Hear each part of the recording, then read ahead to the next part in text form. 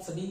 आज की इस वीडियो में मैं आपके लिए अकाउंटेंसी क्लास 11 का बेसिक चैप्टर स्टार्ट करने जा रहा हूँ। इस चैप्टर के अंदर बच्चों हम ये पढ़ना चाहेंगे कि हम एग्जैक्टली अकाउंट्स क्यों पढ़ रहे हैं। क्या आपको पता है अकाउंट्स हम क्यों पढ़ रहे हैं? आपका कॉमर्स लेने का रीजन क्या था? क्या आपके दोस्त ले रहे थे इसलिए आपने ले लिया, या फिर आपका इंटरेस्ट था, या आपको साइंस नहीं मिली तो आपने कॉमर्स ले लिया, आर्ट्स आपको लेनी नहीं थी? तो कमेंट करके बताइएगा जरूर कि आपने कॉमर्स क्यों लिया, क्योंकि मैं ये जानने में बहुत ज्यादा इंटरेस्टेड होता हूँ।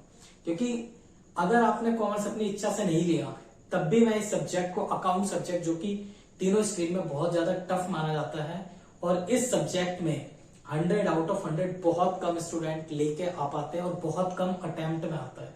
कई सालों के अंदर आपके अच्छे मतलब 100 आउट ऑफ 100 मार्क्स आते हैं। ये सब्जेक्ट इंटरेस्टिंग भी बहुत है। तो इंटरेस्टिंग, आइए मैं आपको ये सब्जेक्ट इतना इंटरेस्टिंग बना दूंगा कि आपके टिप्स पर होगा अकाउंट्स। और जो मतलब कमजोर से कमजोर बच्चा है, जो बहुत ही मतलब जिसको कुछ समझ नहीं आता प्रॉपर, उसके लिए भी ये सब्जेक्ट बहुत आसान हो जाएगा। तो चलिए टाइम ना वेस्ट करते हैं, स्टार्ट करते हैं। तो गाइज आज की इस वीडियो के अंदर मैं आपके लिए जो हमारा बेसिक ऑफ अकाउंट्स है उसको डील करूंगा। बेसिक ऑफ अकाउंट्स के अंदर हम क्या पढ़ने वाले हैं? बेसिक ऑफ अकाउंट्स के अंदर गाइस मैं आपको पढ़ाने वाला हूं कि हम एग्जैक्टली अकाउंट्स क्यों पढ़ रहे हैं। क्या आपने कभी सोचा, आपके टीचर ने आपको अकाउंट्स पढ़ाना स्टार्ट किया, क्यों आप पढ़ रहे हो? रीजन क्या है आपको पढ़ने का? क्योंकि जब आप सोचोगे ना अकाउंट्स को, बहुत इजी हो जाएगा। सोचो, क्या आपके घर में कोई बिजनेस एंटरप्रेन्योर है? क्या कोई आपके घर में मालिक है, या फिर आपके घर में एम्प्लॉई है लोग? मतलब आपके घर वाले या तो जॉब कर रहे हैं या फिर बिजनेस। अगर आपके घर वाले बिजनेस करते हैं, जिनके घर वाले बिजनेस कर रहे हैं उनको पता होगा, ठीक है गाइस। और जिनके घर वाले नहीं कर रहे हैं, आई थिंक उनको भी आइडिया होगा ही होगा। कहीं ना कहीं आपने देखा होगा, आपके रिलेटिव होंगे, दोस्त होंगे, आस पड़ोस के लोग होंगे, कोई ना कोई बिजनेस कर रहा होगा। तो अगर मैं आपसे पूछता हूं कि आप बिजनेस क्यों कर रहे हो, why are you doing business क्यों? रीजन बताइए। बहुत सारे लोग बोलेंगे सर पैसा कमाना है। बहुत ही अच्छी बात है, पैसा कमाओ। दूसरा, हमें अमीर बनना है। अच्छी बात है, अमीर बनो।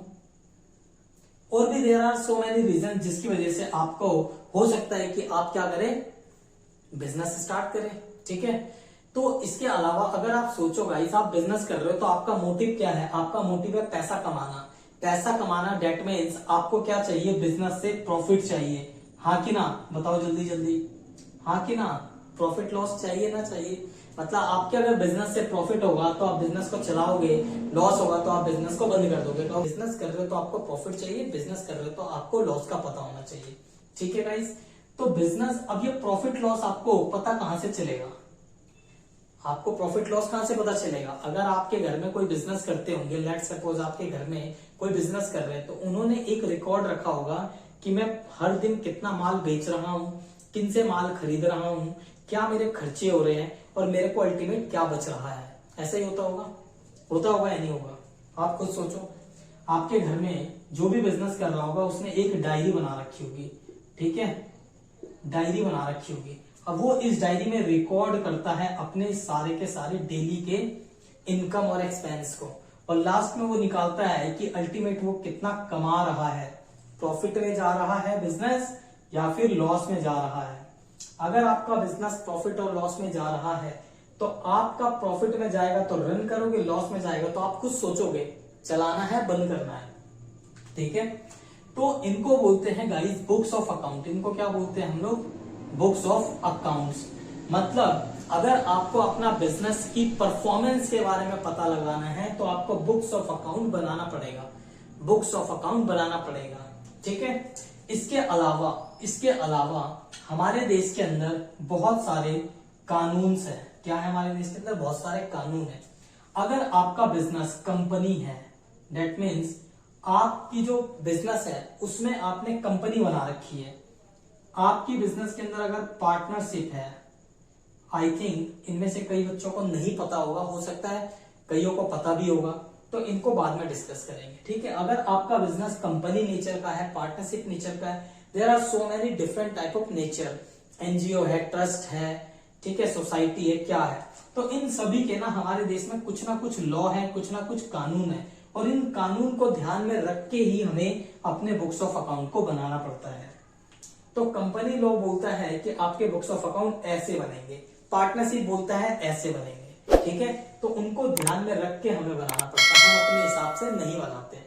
दूसरी बात, अब जब हम बुक्स ऑफ अकाउंट बनाते हैं, फॉर एन एग्जांपल मैं बात करूंगा यहाँ पे कंपनीज की, मैं यहाँ बात करूंगा पार्टनरशिप की, जो बड़े बड़े होते हैं कंपनीज या इंडिविजुअल में भी जो बड़े लेवल पे काम कर रहे हैं, छोटे मोटे की हम बात नहीं कर रहे हैं।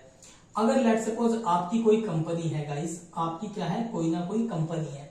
अगर आपकी कोई ना कोई कंपनी है, तो ये जो कंपनी वाले हैं, ये कंपनी क्या करती है, अपनी फाइनेंशियल स्टेटमेंट बनाएगी। फाइनेंशियल स्टेटमेंट क्या होती है बाद में बात करेंगे, ठीक है। मान लीजिए अभी के लिए उनको हम बुक्स ऑफ अकाउंट बोल रहे हैं, ठीक है। अगर इन्होंने फाइनेंशियल स्टेटमेंट बनानी है, तो इन फाइनेंशियल स्टेटमेंट को बनाने के बाद इनको चार्टर्ड अकाउंटेंट सीए से इन बुक्स ऑफ अकाउंट को क्या कराना होता है गाइस, ऑडिट कराना होता है। क्या कराना होता है, ऑडिट कराना होता है। तो जब ये अपने बुक्स ऑफ अकाउंट को ऑडिट करा लेते हैं, तो ये ऑडिट करने के बाद ये अपने बुक्स ऑफ अकाउंट का डाटा सरकार के पोर्टल पर, गवर्नमेंट का जो पोर्टल है, जैसे जीएसटी का पोर्टल है, सरकार का इनकम टैक्स का पोर्टल है, there are so many other portals जहां पे सरकार बोलती है कि आप अपने books of account, audited financial statement को हमारे साथ शेयर करो। जीएसटी में हम लोग जीएसटी ऑडिट के नाम पे उनको देते हैं, इनकम टैक्स में इनकम टैक्स ऑडिट के नाम पे देते हैं। तो सरकार के पास भी बहुत सारे के सारे क्या पहुंच जाते हैं, हमारे ऑडिटेड फाइनेंशियल स्टेटमेंट, जो हमने दिखाया है कि पूरे साल हमने कितना माल बेचा, कितना माल खरीदा, ठीक है, माल कितना बेचा, कितना खरीदा, उस पर कितना प्रॉफिट कमाया। समझ में आ गया बच्चों? आई थिंक अगर किसी को कोई डाउट होगा तो कमेंट करके पूछ सकता है, ठीक है। टाइम मिलेगा तो मैं रिप्लाई कर दूंगा। तो एक तो ये पॉइंट हो गया। तो जब आपने सरकार को डॉक्यूमेंट्स दिए, तो सरकार उन डॉक्यूमेंट्स को चेक करेगी, क्योंकि सरकार को लगता है कि कंपनी ने जो डॉक्यूमेंट भेजे हैं उसमें कुछ ना कुछ मैनिपुलेशन करा है, कुछ ना कुछ घोटाला कर दिया, कुछ ना कुछ जानबूझ के अपना प्रॉफिट कम किया हुआ। तो सरकार के ऑफिसर चेक करते हैं। चार्टर्ड अकाउंटेंट ने साइन कर तो दिया है, लेकिन उसके बाद भी इंस्पेक्टर को शक रहता है, क्योंकि बहुत सारे केसेस में आपने सुना होगा, सत्यम का केस है, ठीक है, या फिर आपने सुना होगा किंगफिशर का केस, वोडाफोन का केस। तो देयर आर बहुत सारे केसेस है जहां पे प्रॉफिट को मैनिपुलेट करके बुक्स ऑफ अकाउंट को मैनिपुलेट किया जाता है, मतलब बुक्स ऑफ अकाउंट को मैनिपुलेट करके प्रॉफिट को मैनिपुलेट किया जाता है, ठीक है। तो उन सब से बचने के लिए, ठीक है, सरकार भी उनपे एक चेक रखती है कि इनका प्रॉफिट कम तो नहीं है, गलत तो नहीं है, सही दिखाया है या नहीं। तो जब सरकार को कोई डाउट होता है गाइस, जब सरकार को कोई डाउट होता है तो वो हमें एक नोटिस भेज देती है कि भाई तुमने ये गलत करा, ये लॉ था।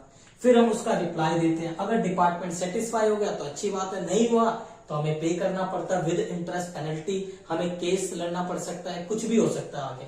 तो इन सब चक्करों में ना पड़े, इसलिए हमारा फाइनेंशियल स्टेटमेंट इतना अच्छा होना चाहिए, एज पर लॉ होना चाहिए कि हमें दिक्कत ना आए। तो इसलिए हमें गाइस बुक्स ऑफ अकाउंट बनाना पड़ता है, क्योंकि सरकार की रिक्वायरमेंट है, फुलफिल करना है। दूसरा, हमें अपने बिजनेस का प्रॉफिट लॉस को पता लगाना है, तब जाके हम अपने बुक्स ऑफ अकाउंट को बनाएंगे। तो बुक्स ऑफ अकाउंट को बनाने का रीजन समझ में आ गया, क्यों हम बुक्स ऑफ अकाउंट बना रहे हैं। अब ये बुक्स ऑफ अकाउंट और अकाउंट क्या है, तो ये जो अकाउंट कैसे बनता है, बुक्स कैसे बनती है, उसके लिए हमें पढ़ना है ये अकाउंट्स। ये जो हमारी बुक है अकाउंट्स, ठीक है, तो इसको हमें इसलिए पढ़ना है। आई होप आपको बात समझ में आ गया। कोई भी कंपनी, चाहे रिलायंस हो, चाहे टाटा हो, चाहे अडानी हो, चाहे अंबानी हो, इनकी जो भी कंपनियां हैं, जो भी बड़ी बड़ी कंपनीज है, एयरटेल हो, विप्रो है, ठीक है, टीसीएस है, जो भी कंपनी आप उठा लो, वो उन सारी कंपनी को बुक्स ऑफ अकाउंट बनाना पड़ता है, ठीक है। बुक्स ऑफ अकाउंट बनेगा कैसे, वो बनता है अकाउंटिंग के रूल के बेसिस पर। तो आपको सबसे पहले अकाउंट्स का रूल पता होना चाहिए। तो आज के इस वीडियो में गाइज मैं आपके साथ अकाउंट्स के रूल को डिस्कस करने वाला हूँ, ठीक है। ऐसा कि मैंने आपको बताया कि हम अकाउंट्स क्यों पढ़ रहे हैं। अब हमारा दूसरा पार्ट होने जा रहा है कि इन बुक्स को हम कैसे बनाते हैं, ठीक है। उससे पहले मैं आपको मैं आपको कुछ ना कुछ बेसिक्स बताऊंगा, ठीक है गाइस। सबसे पहले जब भी हम बात करेंगे, हम बिजनेस के अंदर जो भी ट्रांजेक्शन्स करेंगे, बिजनेस के अंदर हम जो भी ट्रांजेक्शन्स करेंगे, उन सारे के सारे ट्रांजेक्शन को हम लोग सिर्फ दो तरह के अकाउंट में क्लासिफाई करते हैं। एक होता है हमारे पास पर्सनल अकाउंट और दूसरा होता है हमारे पास इम्पर्सनल अकाउंट। दूसरा होता है हमारे पास इम्पर्सनल अकाउंट, ठीक है। एक होता है हमारे पास पर्सनल अकाउंट, दूसरा होता है हमारे पास इम्पर्सनल अकाउंट। अब ये अकाउंट क्या है जी? आप अगर बिजनेस में कोई ट्रांजेक्शन करते हो, कोई भी लेन देन करते हो आप, तो आप किन के साथ लेन देन करोगे? या तो इंसानों के साथ, या फिर इंसान के अलावा कंपनीज के साथ कोई एसेट खरीद लोगे, ठीक है। तो इस टाइप के कोई आपके खर्चे होंगे, कोई आपकी इनकम होगी, तो आपके बिजनेस में जो भी ट्रांजेक्शन होगी, वो सारे के सारे ट्रांजेक्शन को हम सिर्फ इन दो अकाउंट में क्लासिफाई करेंगे। जो भी हम ट्रांजेक्शन करेंगे उनको हम इन दो अकाउंट में क्लासिफाई करेंगे, इन्हीं दो अकाउंट में रिकॉर्ड करेंगे।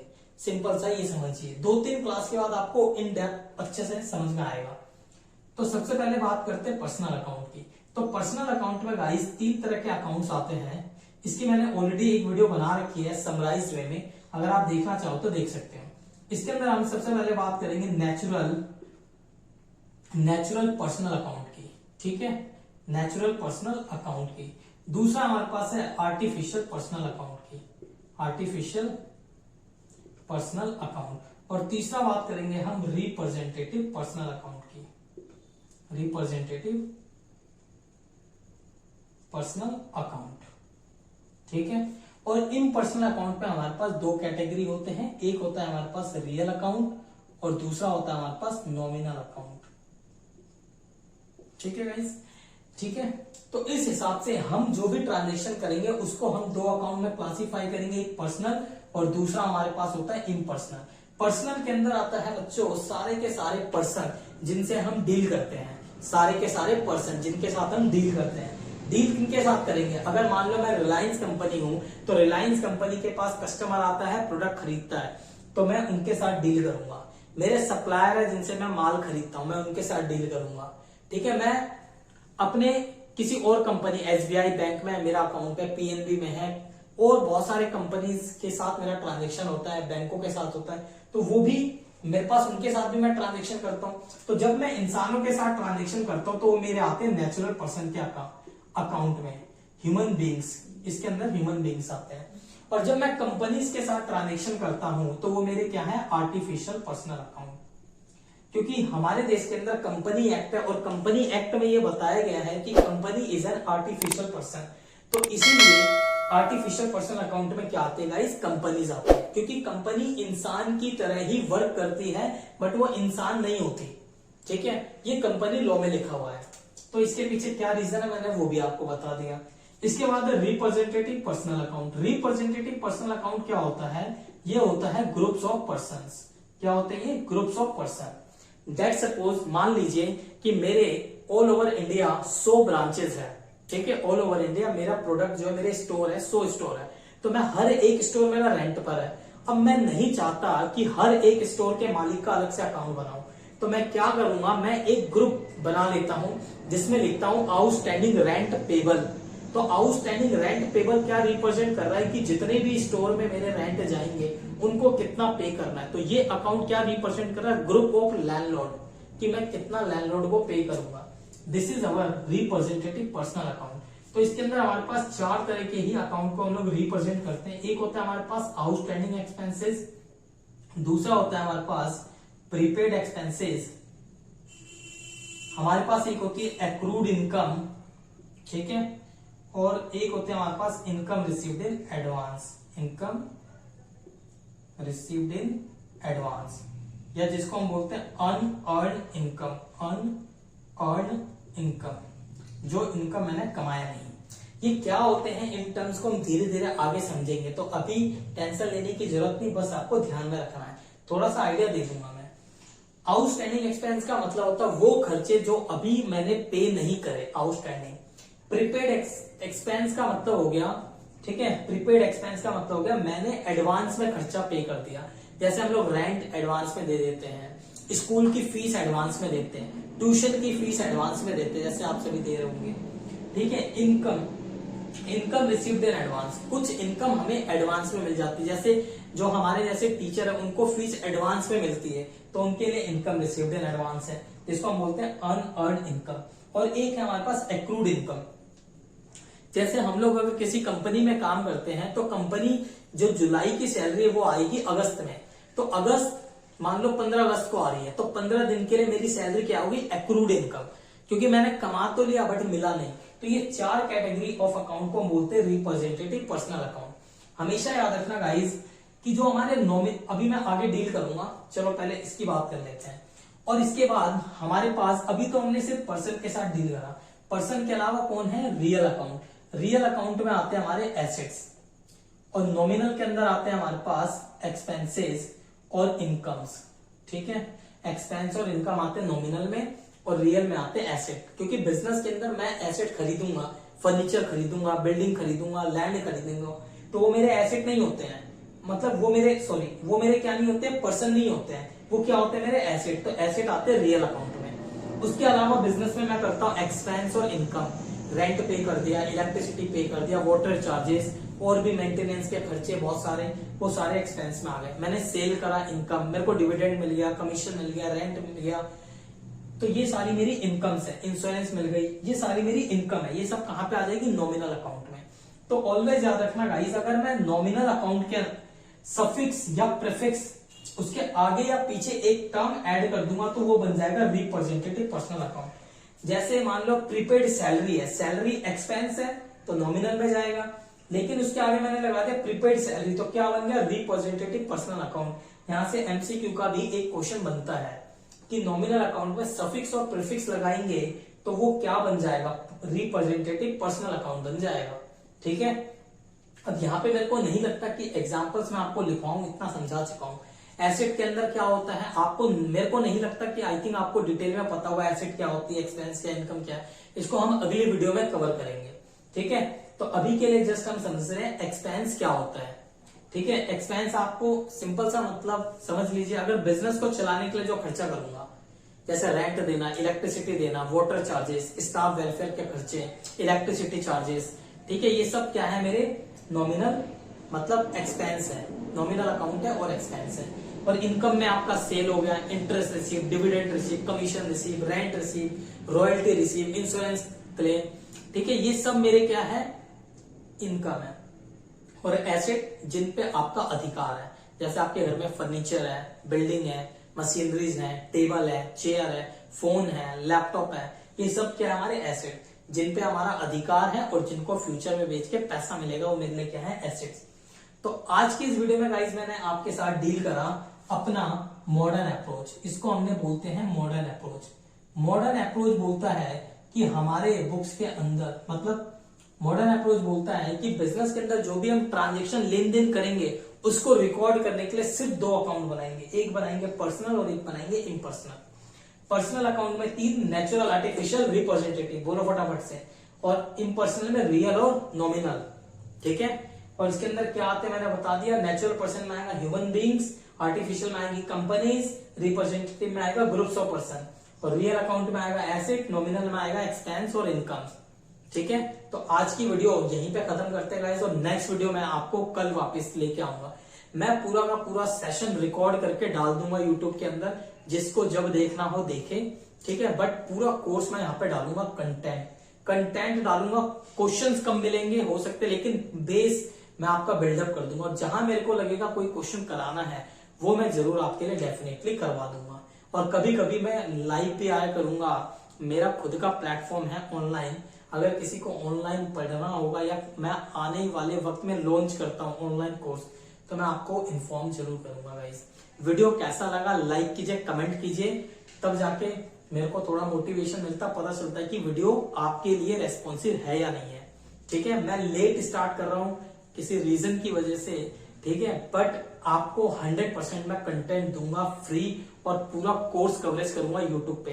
और डेफिनेटली आप इस कोर्स को पढ़ के आपको एक तो प्रैक्टिकल ज्ञान मिलेगा, प्लस आप कभी भी अकाउंट्स में फेल नहीं होगे। आगे फेल का मतलब कि आप सिर्फ रट्टा नहीं लगाओगे जैसे और लोग लगा रहे हैं और क्रैम कर रहे हैं, नहीं, मैं आपका सिर्फ बेस डेवलप करूंगा, अकाउंट को सोचने पे मजबूर कर दूंगा। जिस दिन आपने सोचना स्टार्ट कर दिया उस दिन अकाउंट्स बहुत इजी हो जाएगा गाइस।